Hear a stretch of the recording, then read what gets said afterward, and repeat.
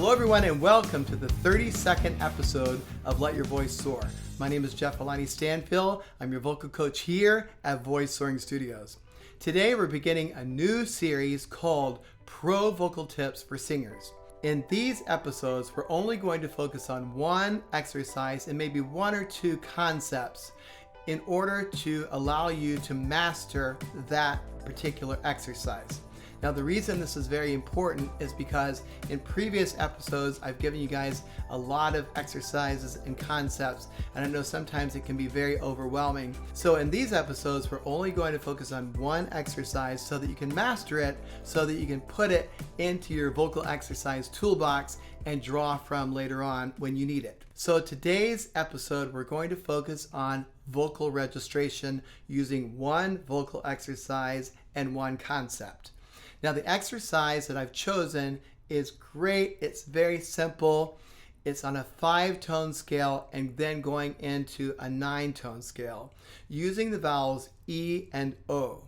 Now, I'll show you the exercise in just a moment. It's important that you understand that if the registration is out of balance, let's say your voice is very chest dominant, it's going to be very difficult to get to the upper register. Likewise, if the voice is very head dominant, it's going to be very difficult to have any chest connection. Or if it's too middle voice dominant, you won't have that low and high partial in your voice. So in order to explain how this works, I thought it would be great to show you very simply how a three-way speaker works. So I have here this three-way speaker. Now, these are not the best speakers, by the way, so if you zoom in and you try to see the name of the speaker, I don't really recommend them, but they're the speakers that I have. So down here, we have a large diaphragm, and this is the low frequency driver, and some people refer to this as the woofer. This is the same as your chest or modal voice. So if you put your hand here on your chest and you say, hey, hey, you'll feel that low frequency vibration, and that is the same as your woofer on your speaker. Now in the middle here, which you can't really see, there are two mid-range frequency drivers, and those are the same as your speaking or middle voice. So if you say, hey, hey, what's up? You'll notice that that registration, that frequency vibrates right around the mouth area. Up here, we have the high frequency driver or tweeter. If you put your hand here and you go, woo, you'll notice that you get that high frequency sound. Some refer to it as falsetto or head voice. And if you have all these put together, you get a nice full sound. So that you'll understand this concept even further, I decided to use my microphone and show you that if there's too much of one frequency, it will sound very out of balance. So if I pump up the low end, hello, hello, hello, you hear how low and muddy that sounds? There is just nothing but low frequency there. Likewise, if I go to the midtones and pump those up, hello, hello, hello, hear how flat that sounds? Not very pretty. And then if I go to the high end and pump up the tweeter, hello, hello, hello, it's just nothing but high frequency. But if you put all of these in balance, you get a nice sound that sounds pretty balanced. Now, like I said, these are not the best speakers, but it gives you an idea of how this works. So we're going to be using this very simple exercise on the vowels E and O. For the lower voices, you're going to start at C3. For the higher voices, you're going to start at C4. This is how the exercise goes on the 5-tone. E-O, E-O, E-O, E-O, E. For the higher voices, E-O, E-O, E-O, E-O, E. Very simple. Now the tricky part of this exercise is that when it gets higher, the vocal cords need to thin and stretch out. I remember in one of my very first lessons with my teacher, Maestro David Jones, he asked me on a scale very similar to this, he says, can you thin your cords out when you go up? And I said to him, I have no idea how to do that. How do I thin my vocal cords out? So if you'll watch what I'm doing here, I'm going to give you a concept that's going to help you with this. Take your fingers like this, okay?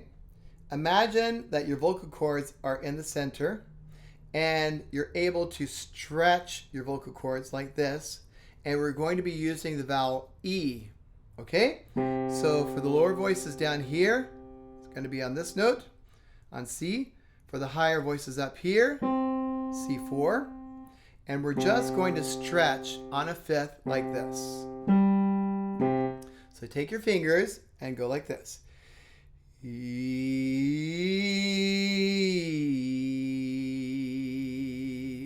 For the higher voices, E.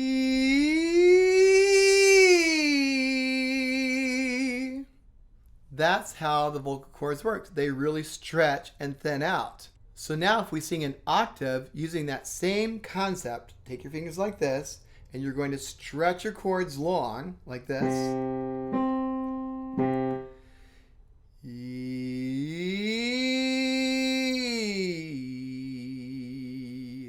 Up here.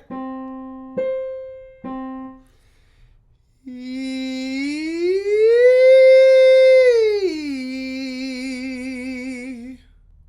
That's how the vocal cords work. Now you notice that if you do that correctly, your larynx is not going to feel like it has to jump up. And you may feel the tilting of the larynx, which we're going to cover in a future episode. Now, we covered a lot of this concept in the laryngeal stabilization episodes, which I highly recommend you go back and review. So the exercise we're going to be singing today is based on a 5-tone and a 9-tone scale. We're only going to be using 2 vowels, E and O. Now, I love the vowel E because it's bright, it's forward, and it keeps the sound really coming that way. And O is a darker vowel, which keeps the throat nice and open. Okay? The scale is very simple. It starts like this.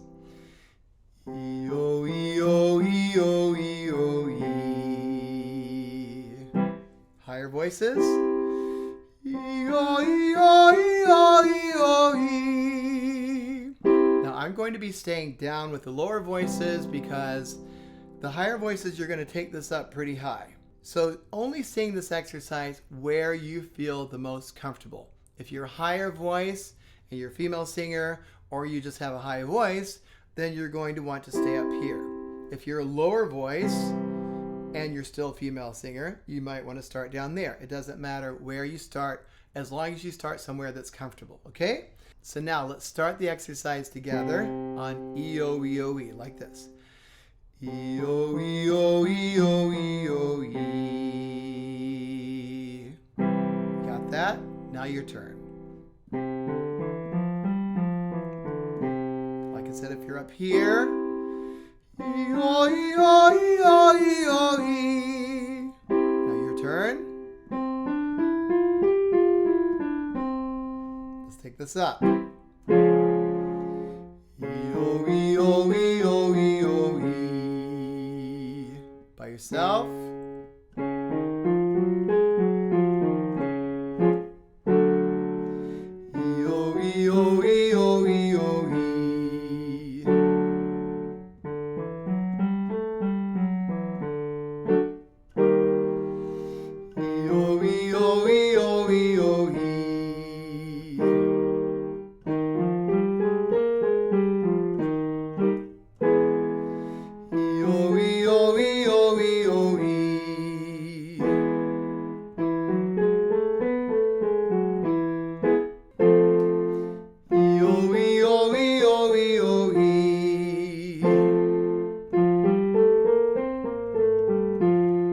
So far, this should feel pretty comfortable. If this gets too high for you, just drop out, but make sure that you try to stay with the exercise because this will really build your upper register, okay? So if you have to, take your fingers like this and go E-O, E-O, E-O, E-O, E. I remember that helped me so much when I first began learning this exercise, okay? So let's do that together. Ready? E-O, E-O, E-O, E-O, E.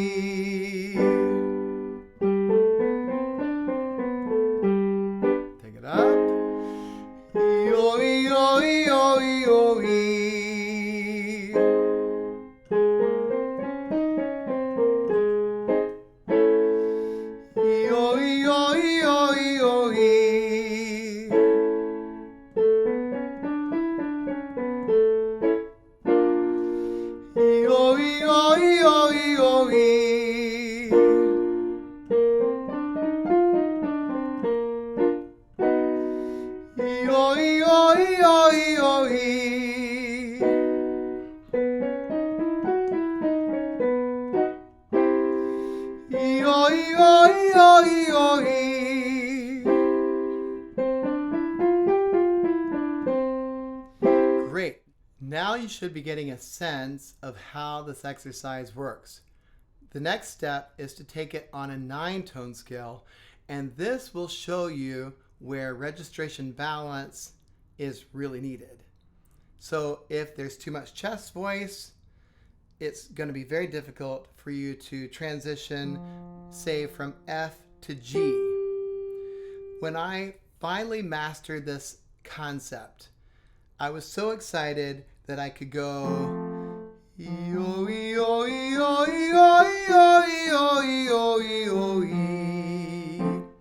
with one voice, with what sounded like one voice, and I didn't feel all that squeezing that I had felt before. So now we're going to start at C3 for the lower voices, C4 for the higher voices. Goes like this.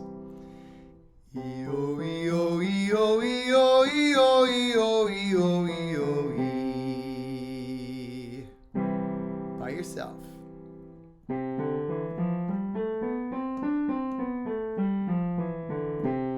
Now if you need to hear that in the upper octave, starts here, go ahead and sing.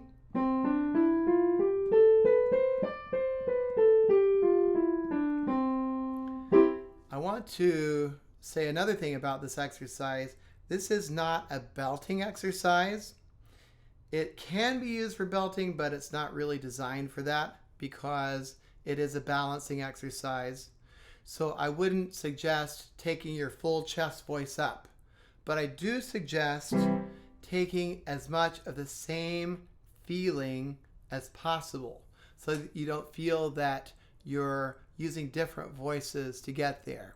So if that means singing it in more of a speech mode and then feeling your speech stretch out, that's really going to help you, especially if you're a pop singer.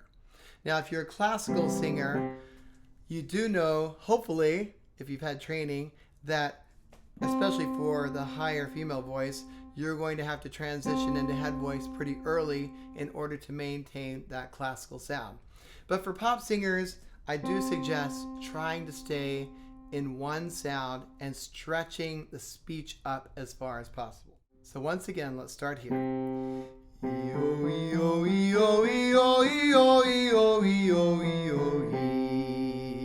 Now you.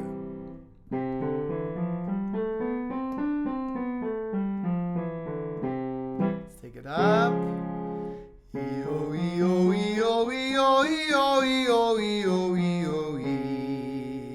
By yourself.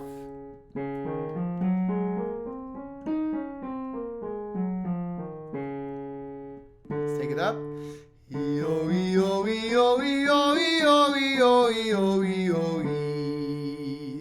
Now you.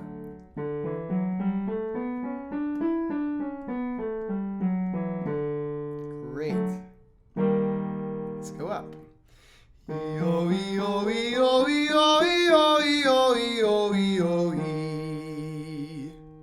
By yourself.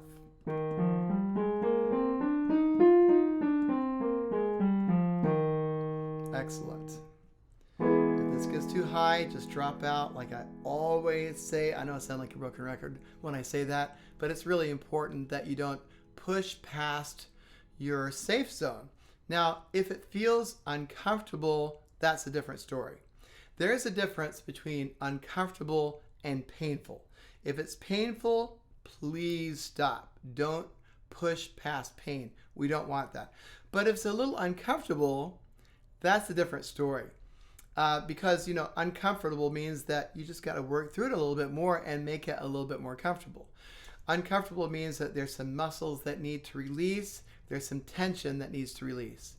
But painful, that's a whole different story. We don't want to work through pain, okay? All right, let's take it up. Here we go.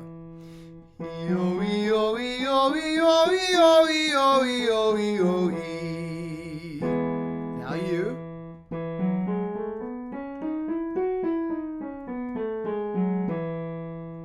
Great. Here we go.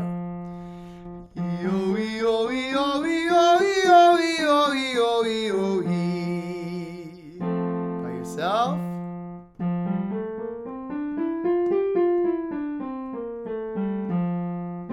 Want to go up one or two more? All right, let's try it.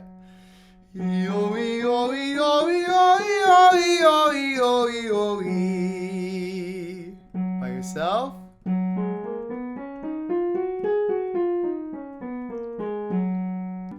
Last one. Here we go. By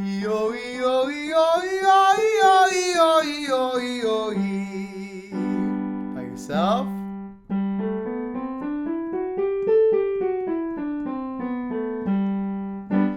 Excellent, excellent work. Now, if you practice the 5-tone and the 9-tone scale every day that you do your vocal exercises, you'll find that the registers of chest, middle, and head begin to balance out.